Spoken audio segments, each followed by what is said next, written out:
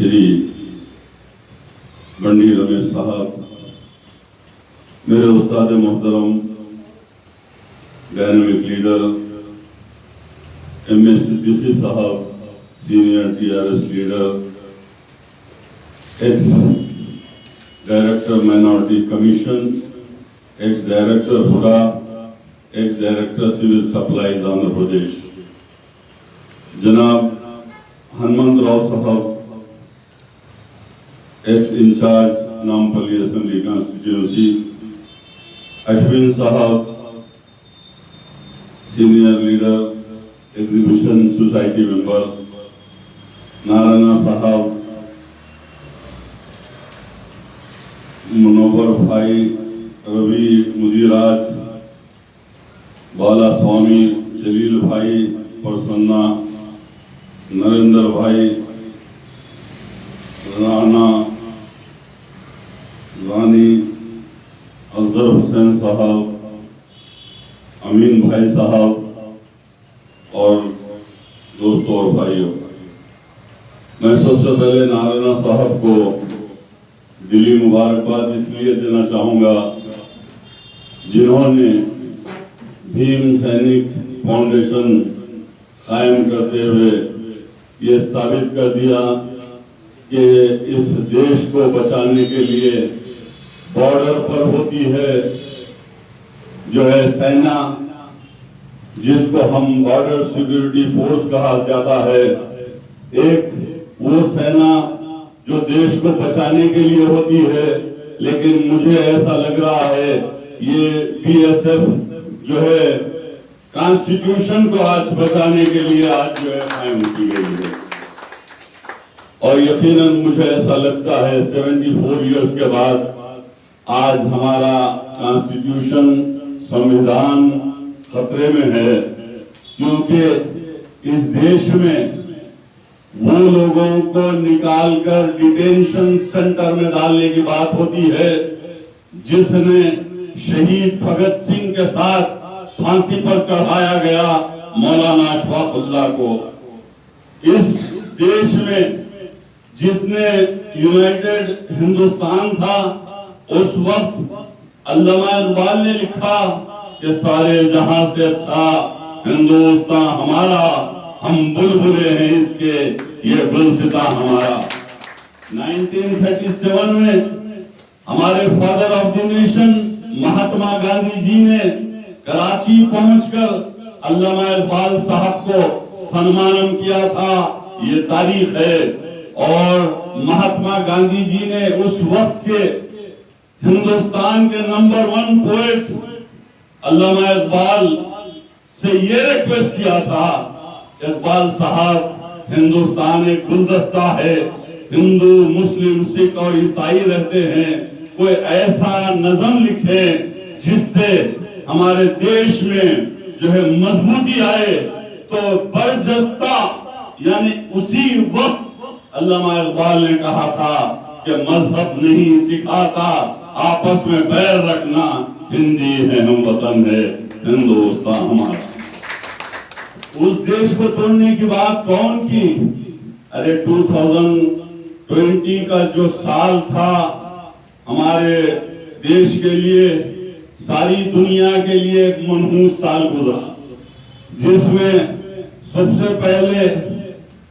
parliament में bill पेश किया गया CAA का, और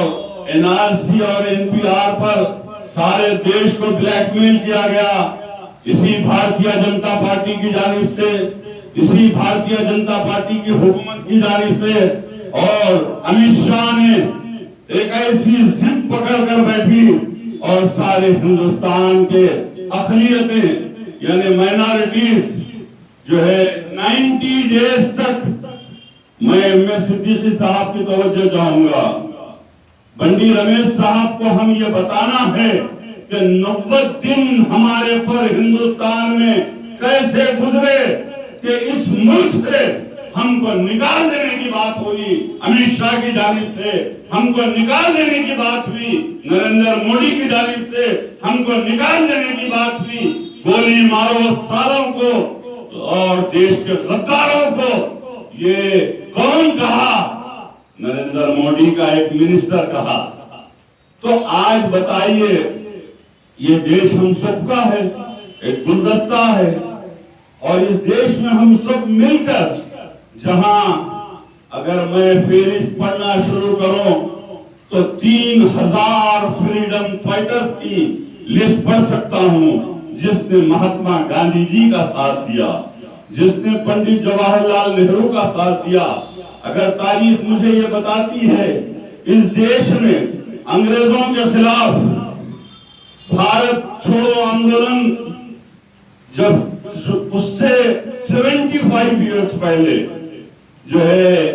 حضرت ٹیپو سلطان شہید نے اس دیش کے لیے تلوار اٹھائی اور انگریزوں کے گلے کاٹ دیے، اور یہ کہا یہ دیش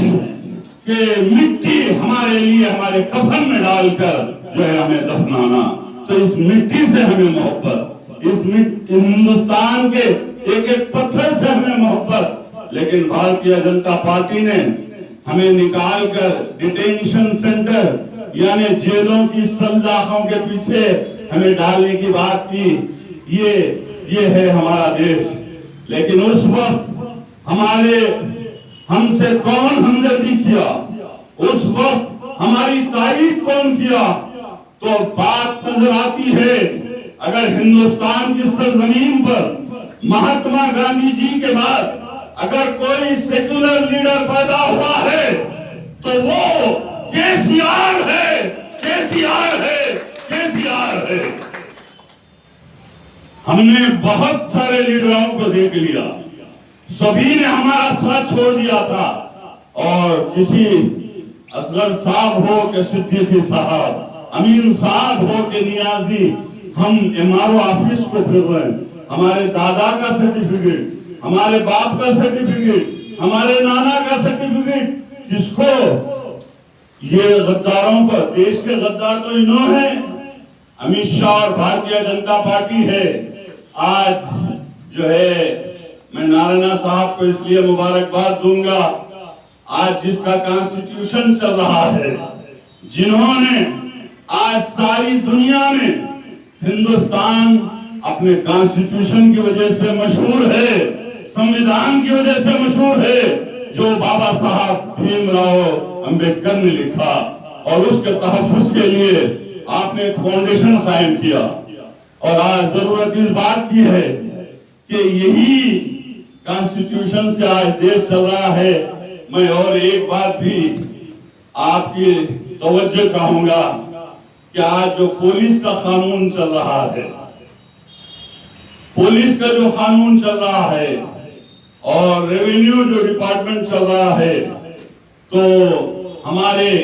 خلفائے راشدین میں حضرت سیدنا عمر فاروق رضی اللہ تعالیٰ عنہ کی تاریخ پڑھ کر مہاتما گاندھی جی نے کہا تھا،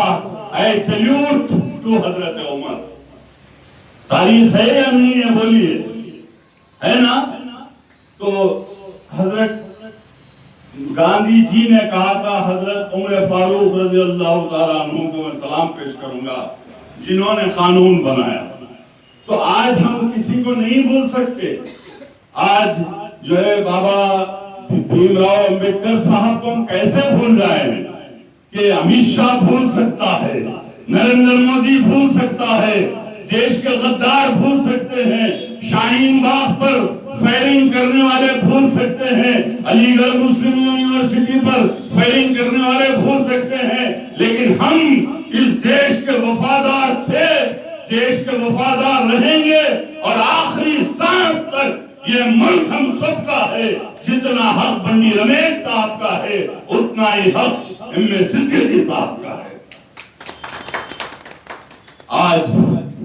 سارے ہندوستان میں اگر ہم جائزہ لیں